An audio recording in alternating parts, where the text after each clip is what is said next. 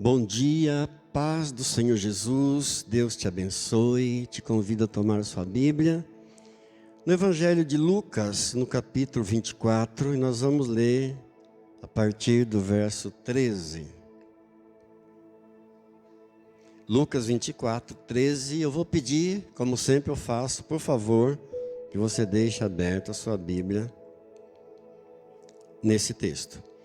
Naquele mesmo dia, 2 deles estavam de caminho para uma aldeia chamada Emaús, distante de Jerusalém, 60 estádios. Iam conversando a respeito de todas as coisas sucedidas. Aconteceu que, enquanto conversavam e discutiam, o próprio Jesus se aproximou e ia com eles, e seus olhos, porém, estavam como que impedidos de o reconhecer. Então lhes perguntou Jesus: que é isso que vos preocupa, e de que ides tratando à medida que caminhais? E eles pararam entristecidos. Um, porém, chamado Cleofas, respondeu dizendo: és o único, porventura, que, tendo estado em Jerusalém, ignoras as ocorrências desses últimos dias? E ele lhes perguntou: quais? E explicaram o que aconteceu a Jesus o Nazareno, que era varão profeta, poderoso em obras e palavras, diante de Deus e de todo o povo. E como os principais sacerdotes e as nossas autoridades o entregaram para ser condenado à morte e o crucificaram. Ora, nós esperávamos que fosse ele quem havia de redimir a Israel, mas depois de tudo isto, é já este o 3º dia desde que tais coisas sucederam. É verdade também que algumas mulheres das que conosco estavam nos surpreenderam, tendo ido de madrugada ao túmulo e não achando o corpo dele, o corpo de Jesus, voltaram dizendo terem tido uma visão de anjos, os quais afirmam que ele vive. De fato, alguns dos nossos foram ao sepulcro e verificaram a exatidão do que lhe disseram as mulheres, mas não o viram. Então lhes disse Jesus: ó nécios e tardos de coração para crer tudo o que os profetas disseram. Porventura não convinha que o Cristo padecesse e entrasse na sua glória? E começando por Moisés, discorrendo por todos os profetas, expunha-lhes o que a seu respeito constava em todas as Escrituras. Quando se aproximaram da aldeia para onde iam,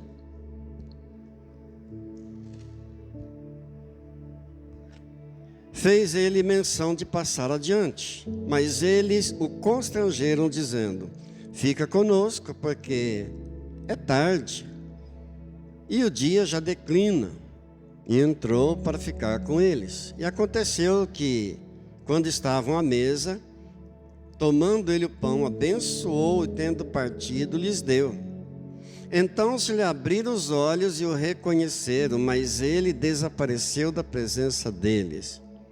E disseram uns aos outros: porventura não nos ardia o coração quando ele pelo caminho nos falava, quando nos expunha as Escrituras? E na mesma hora, levantando-se, voltaram para Jerusalém, onde acharam reunidos os 11 e outros com eles, os quais diziam: o Senhor ressuscitou e já apareceu a Simão. Então os 2 contaram o que lhes acontecera no caminho e como fora por eles reconhecido no partir do pão. Oremos ao Senhor.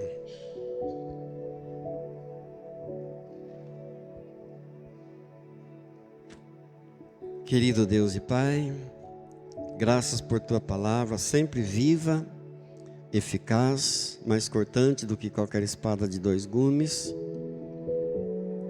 Graças por Teu Espírito que tem falado ao nosso coração, que tem nos fortalecido, tem nos abençoado com a Tua palavra.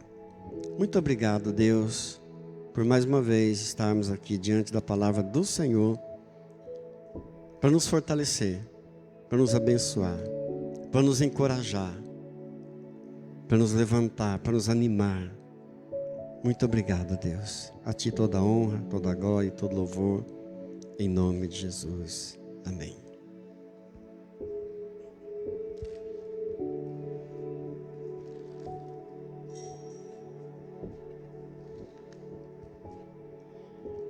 O Senhor Jesus, ali por volta dos seus 30 anos, Ele escolheu um grupo de pessoas, Ele convidou um grupo de pessoas para segui-lo. Ele formou seus seguidores. Assim como hoje, muitas pessoas têm grupos de seguidores na internet, Jesus tinha seu grupo de seguidores na época, seguidores dele. E esses seguidores se tornaram amigos muito íntimos de Jesus. E eles ganharam logo um apelido. Eles eram chamados os do caminho. Quando passavam, as pessoas olhavam e diziam: olha lá os do caminho. Isso porque Jesus dizia: eu sou o caminho, eu sou a verdade, eu sou a vida, ninguém vem ao Pai senão por mim. Então eles eram os do caminho. Somente no ano 43, na cidade de Antioquia, pela primeira vez, eles foram chamados de cristãos. E eram muito íntimos do Senhor Jesus. Eles acreditavam em tudo que Jesus falava. Estavam sempre juntos, andando com Jesus. Eles viram Jesus impor suas mãos sobre os enfermos, e os enfermos serem curados instantaneamente, apenas com um toque das mãos de Jesus. Eles viram Jesus falar com os ventos. Eles viram Jesus falar com as ondas do mar, e os ventos obedecerem, e as ondas do mar obedecerem Jesus, na hora. Eles viram Jesus apenas com uma palavra repreender os demônios, e os demônios estribocharem, espernearem e fugirem das pessoas, das suas vítimas. Eles viram com seus próprios olhos Jesus curar muitos doentes, ressuscitar mortos, curar cegos. Eles viram com seus próprios olhos Jesus se relacionando com pessoas que ninguém queria saber, ninguém queria relacionar com aquele tipo de gente. E eles perceberam a presença do Criador de todo o universo naquele ser humano de 30 anos, naquela pessoa, naquele homem. Isso era muito estranho. Mas eles perceberam a presença do Criador do universo naquele homem. Eles foram ficando assim, tão extasiados com tudo isso. À medida que caminhavam com Jesus, eles foram ficando tão impactados, tão rendidos a Jesus, tão deslumbrados com aquela situação, tão maravilhados com tudo aquilo, com aquela atração forte de Jesus.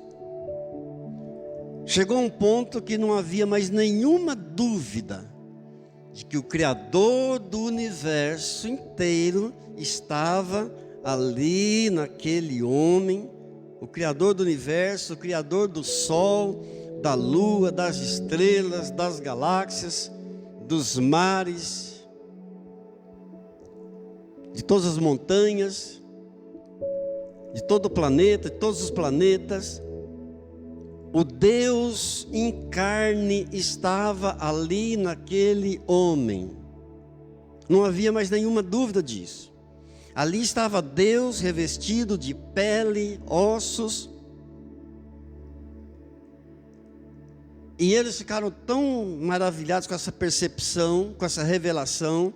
Eles ficaram tão chocados que já ninguém hesitava mais em declarar que Jesus Cristo era o Senhor.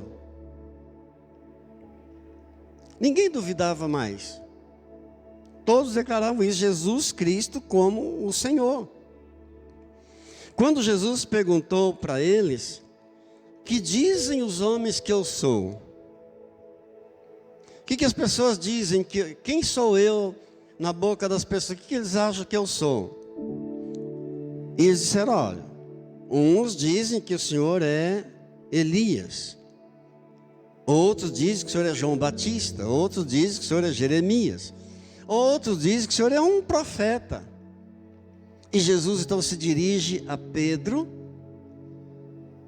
especialmente a Pedro, e pergunta: e você? Quem sou eu para você? E Pedro declara: tu és o Cristo, o Filho do Deus vivo.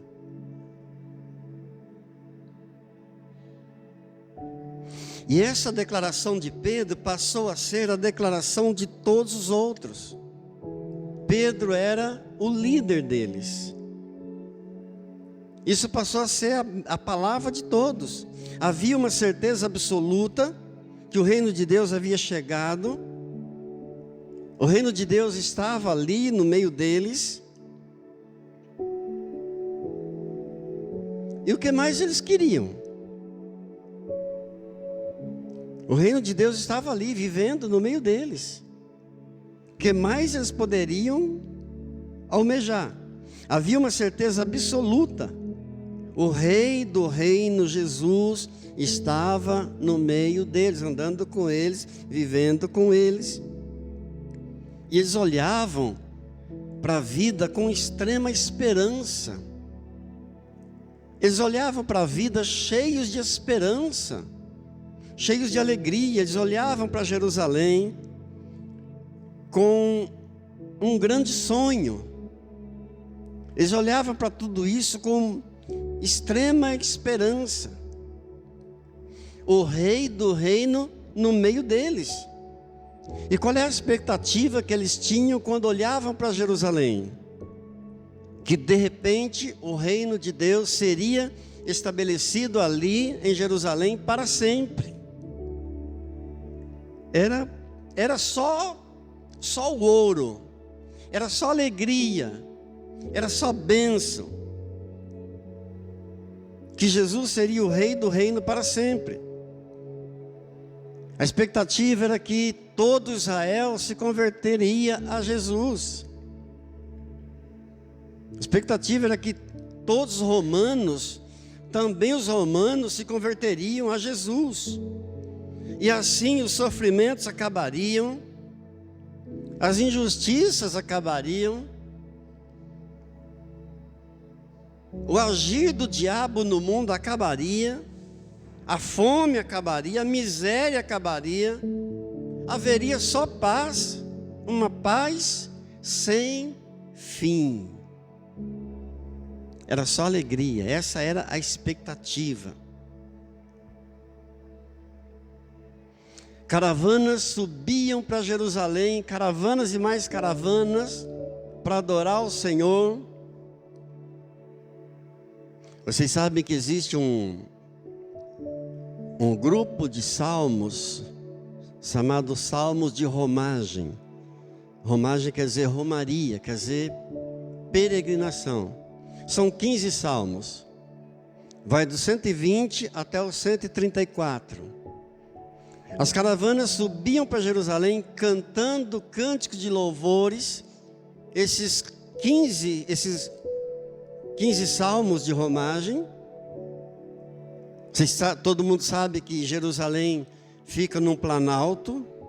Então subiam para Jerusalém cantando alegremente os salmos de romagem, glorificando a Deus, especialmente nas festas judaicas, Pentecostes, tabernáculos,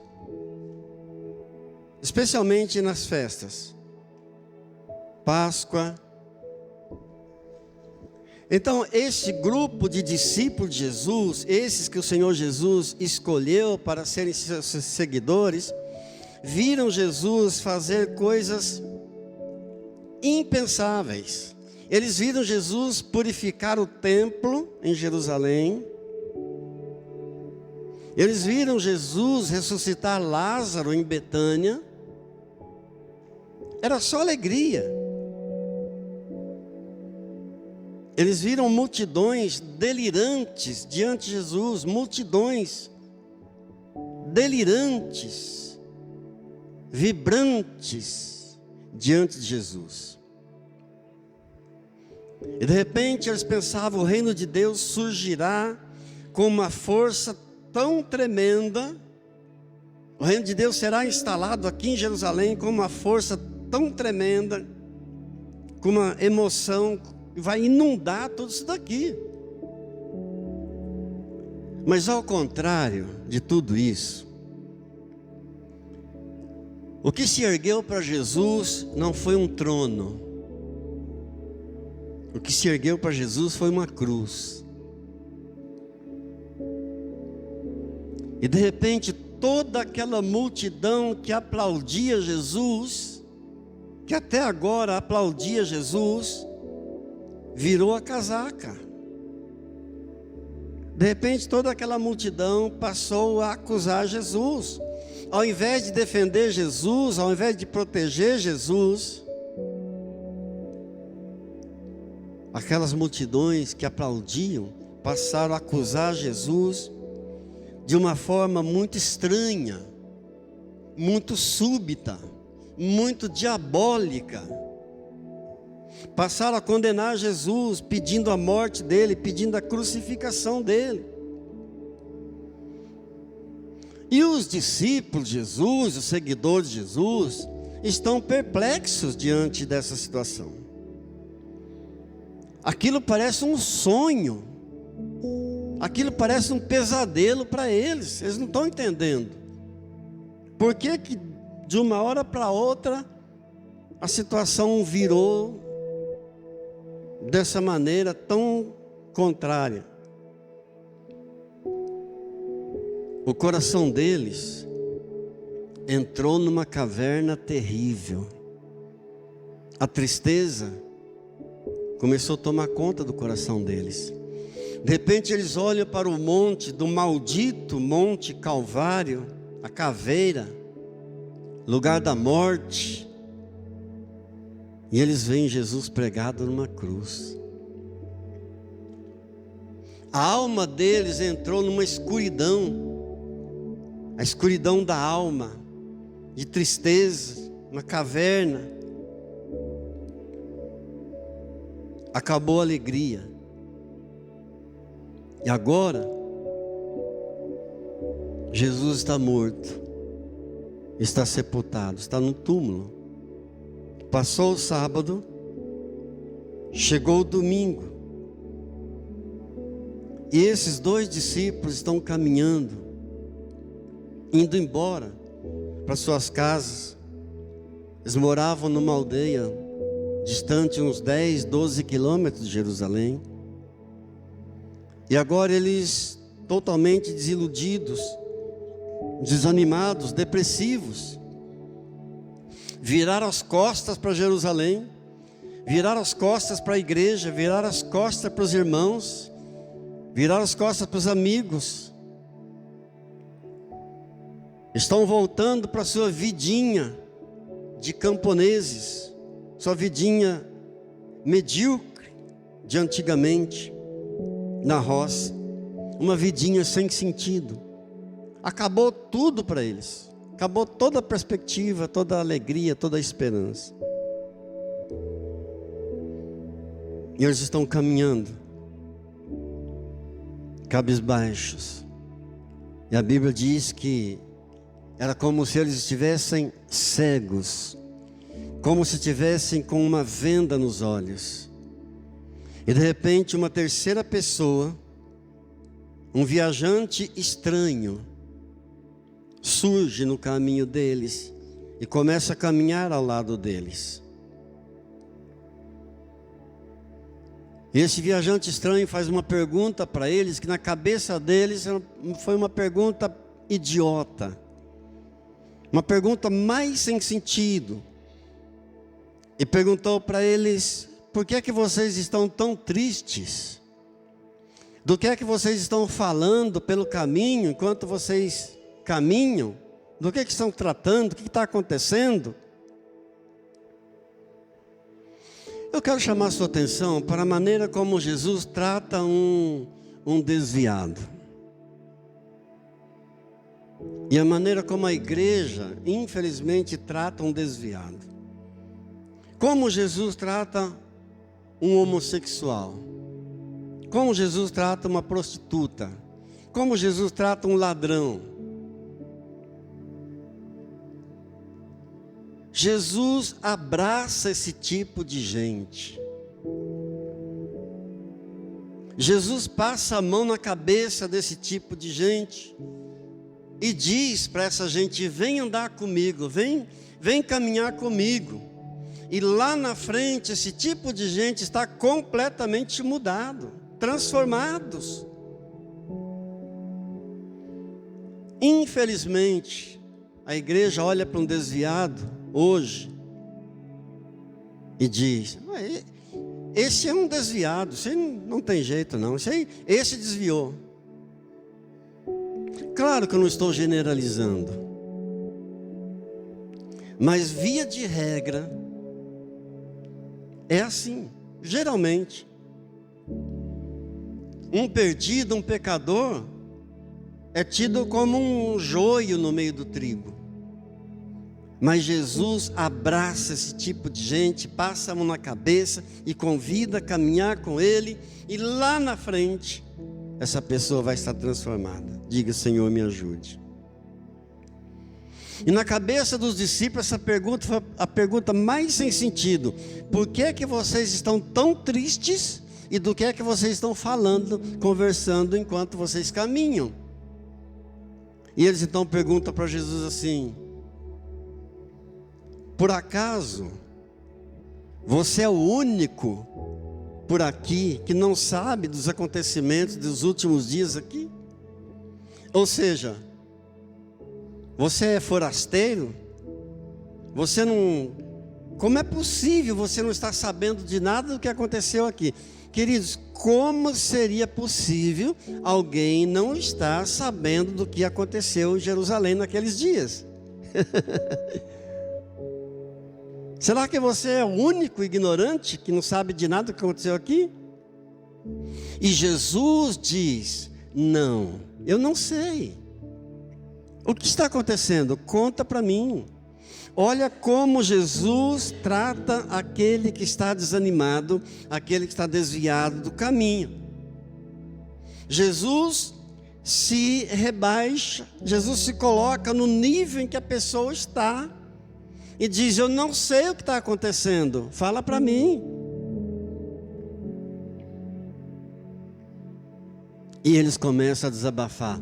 Nós estamos falando a respeito de Jesus de Nazaré.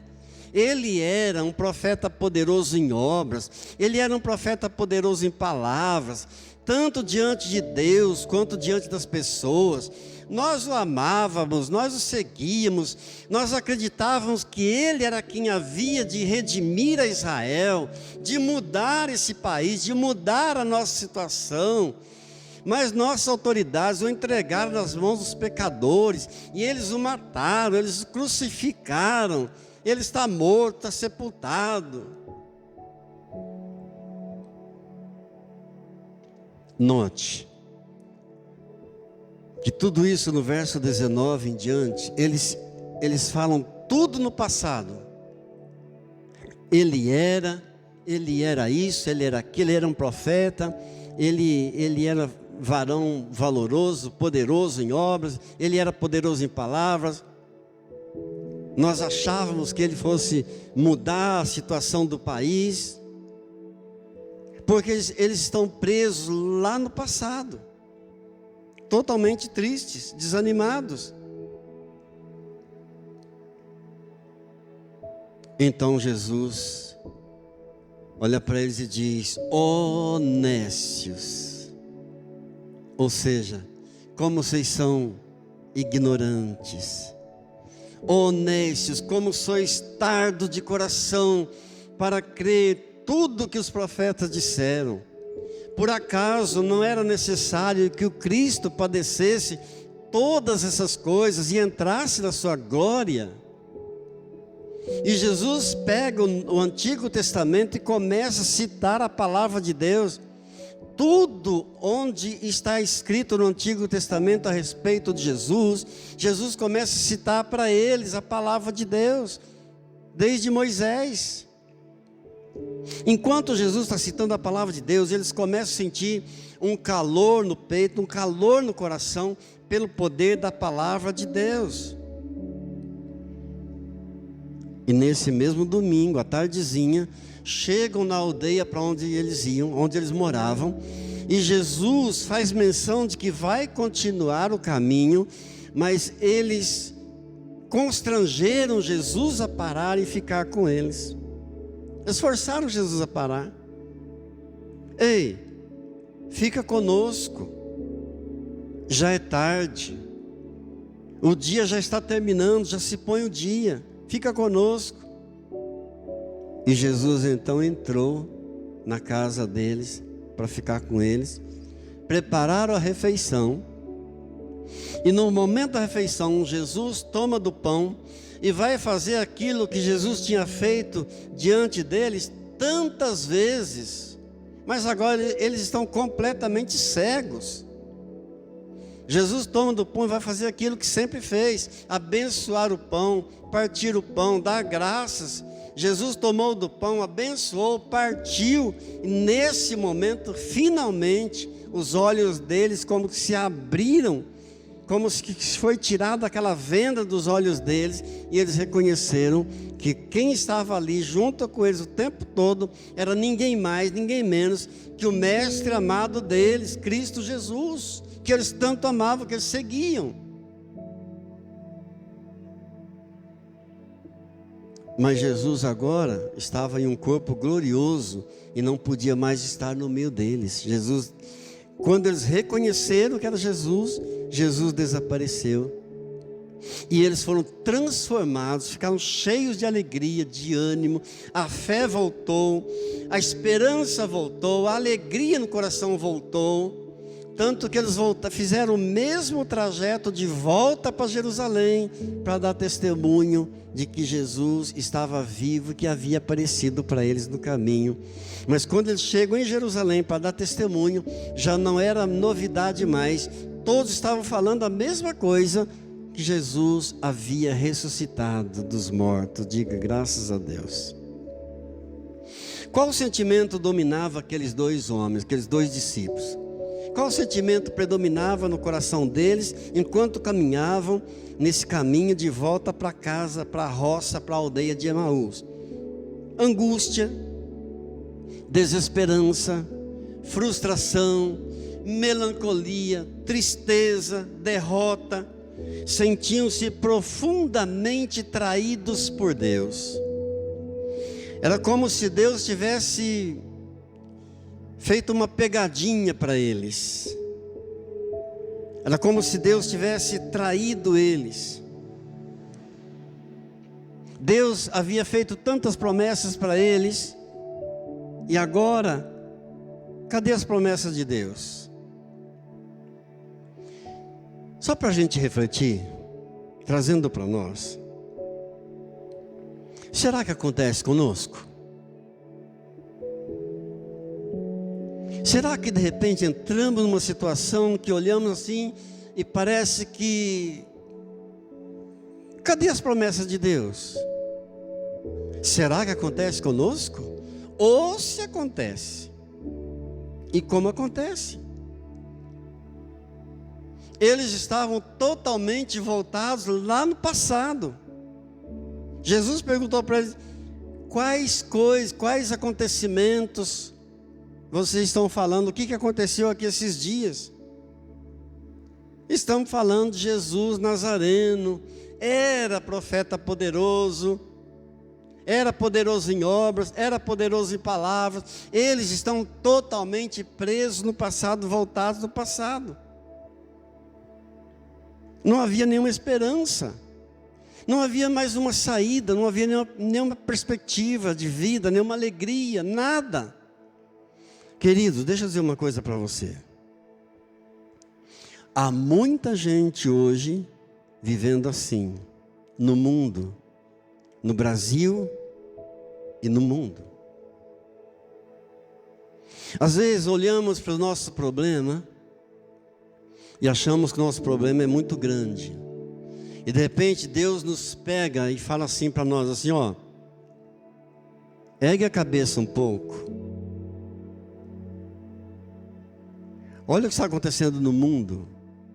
E quando a gente faz isso, nosso problema fica desse tamanho.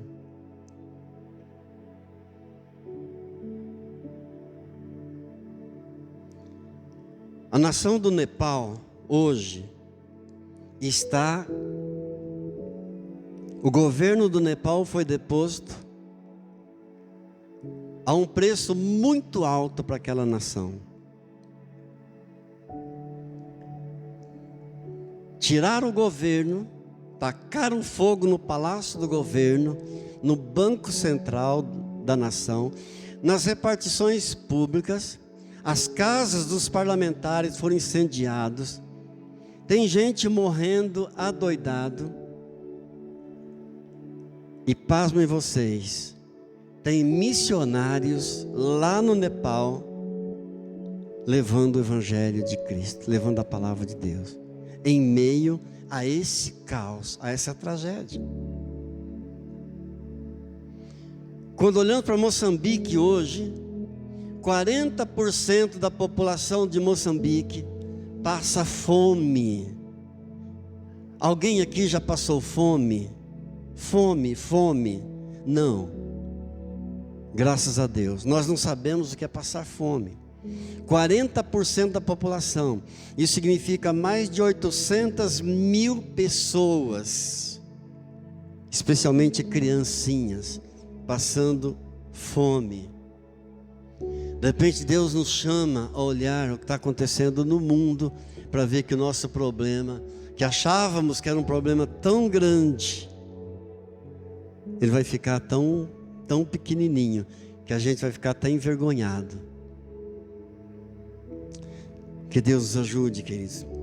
Tem muita gente hoje assim no mundo, vivendo como esses dois discípulos estavam nesse caminho para Emaús, sem nenhuma esperança mais, sem nenhuma saída, sem nenhuma opção, sem salvação.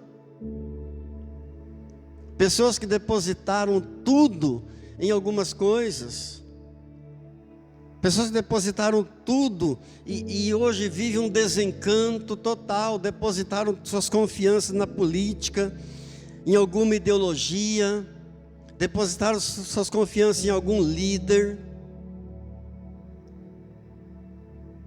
e hoje elas não têm mais nenhuma esperança, nenhuma perspectiva de vida, porque, queridos, já sofremos todo tipo de artimanha, todo tipo de armadilha. Do ponto de vista moral, há um descrédito radical do ponto de vista moral, no geral,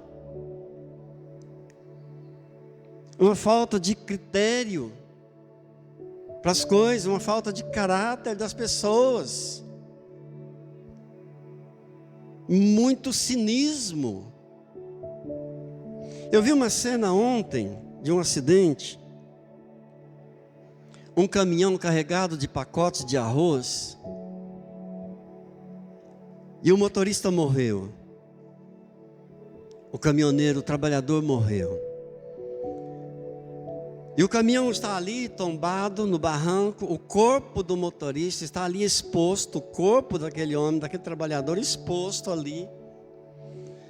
E uma multidão de gente avançando nos pacotes de arroz.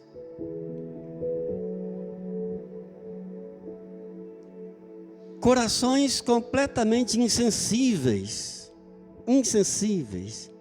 E Jesus disse que isso aconteceria nos últimos dias, que o amor de muitos se esfriaria. Há muita gente vivendo hoje nessa situação, nesse caminho de derrota, de morte, de desesperança, de tristeza, de cinismo, de falta de caráter, de falta de sensibilidade, olhando só o seu mundinho, só o seu quadradinho, só o seu problema. E de repente Deus chama e fala: olha para o mundo que está acontecendo, abre os teus olhos um pouco, veja. Do ponto de vista moral, há um descrédito total. Do ponto de vista familiar, um crescimento avassalador de separações. Uma falta, uma dificuldade incrível das pessoas dialogarem, uma dificuldade incrível de se perdoarem, de se ajeitarem, de se entenderem. Essa é a situação atual. Do ponto de vista religioso, quanta gente desiludida com igreja, quanta gente desiludida com pastores, quantas igrejas transformaram seus templos em comércio, puramente comércio. E a alma das pessoas vão entrando numa caverna. A alma das pessoas vai obscurecendo, se enchendo de pessimismo, e a pessoa vai passando a não crer em mais nada. Por quê? Porque já foram tão enganadas, já foram tão logradas, já foram tão usadas, já foram tão manipuladas, ludibriadas, já foram tão manipuladas, que já não acreditam em mais nada. Há muita gente vivendo assim hoje. Elas olham para frente e não vê nenhuma esperança, a não ser voltar para a vidinha de antigamente, a vidinha mesquinha, a vidinha pequenininha. Há muita gente assim hoje. É a situação desses dois discípulos. Sabe por que Jesus perguntou para eles quais coisas aconteceram aqui esses dias? Sabe por que Jesus perguntou? Conta para mim o que aconteceu. Para mostrar para eles o quanto eles estavam presos lá no passado. Já era domingo, mas eles estavam vivendo ainda a sexta-feira. Estavam olhando ainda para a morte, para Jesus pregado na cruz. Mas já é domingo, Jesus já ressuscitou. Jesus queria tirá-los lá do passado.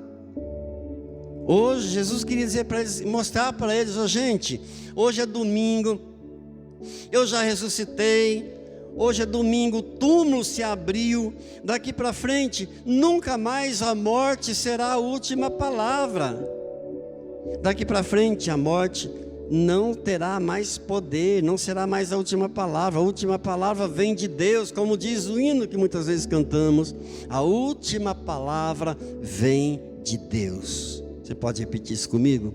A última palavra vem de Deus.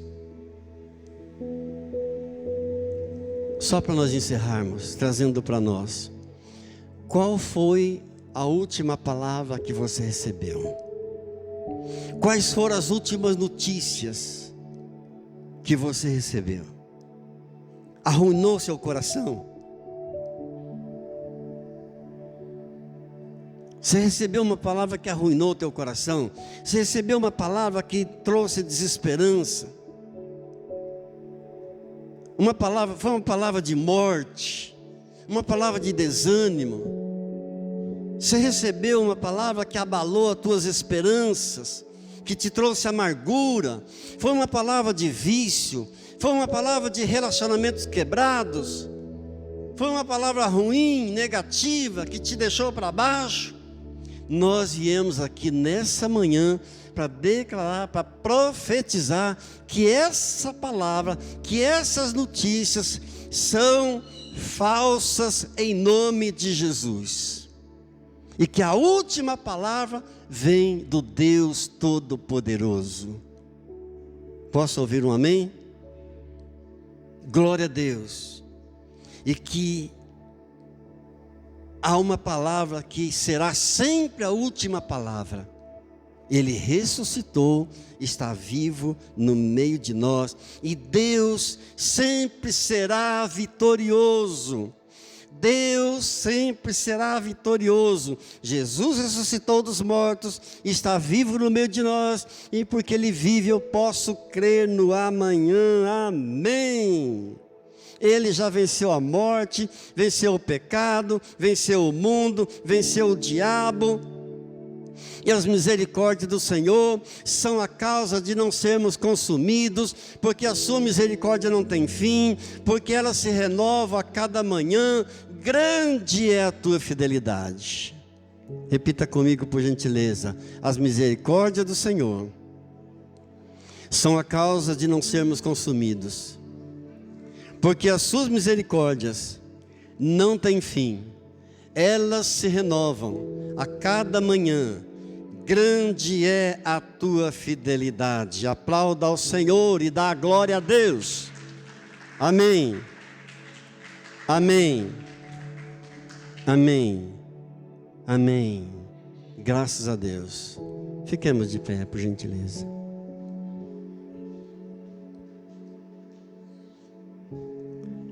Pega suas mãos para Ele. Ele está aqui. Ele está aí. Eu quero orar por você. Coloque diante dele a tua causa. Coloque diante dele as últimas notícias que você recebeu. As últimas palavras de derrota que você recebeu, que você ouviu. Coloque diante dele e comece a declarar: essas palavras são falsas, essas notícias são falsas, essas palavras estão no passado, palavras de morte, de desesperança, de desânimo, de derrota, de tristeza, estão no passado, porque Jesus ressuscitou. Hoje é domingo da ressurreição do Senhor Jesus, Ele está vivo no meio de nós. Deus sempre será vitorioso. Essa será sempre a última palavra, essa será sempre a última notícia. Ele é vitorioso e nós somos mais que vencedores em Cristo Jesus. Amém. Diga glória a Deus. Mais uma vez, vamos levantar um clamor pelas nações. Vamos levantar um clamor por essa igreja, por esse ministério, por cada lar, por cada família, por essa cidade, por essa nação, em nome de Jesus. Amém?